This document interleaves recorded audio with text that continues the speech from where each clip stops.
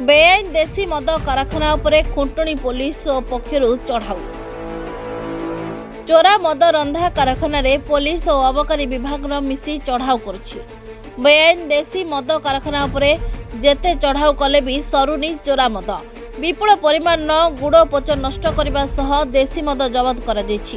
कटक जिला खुंटुणी थाना अंतर्गत डालुआ खंडुआली सरस्वतीपुर मगध ग्राम निकटस्थ जंगल में बेआईन भाव चलता चोरा देशी मद कारखाना चलता नहीं पुलिस बारंबार चढ़ाऊ करथिबा बेले अबकारी विभाग कौन करुछि गणमाध्यम खबर प्रकाशित पर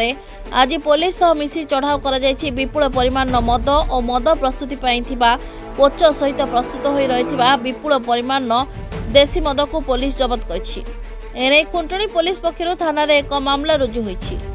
मद माफिया माने जंगल भितरे गात खोली मद प्रस्तुत निमंते प्लास्टिक ड्रम रे रखिथिबा 30,000 गुड़ पोच नष्ट करबा सह 2,000 लिटर चोरा देशी मद जबत कर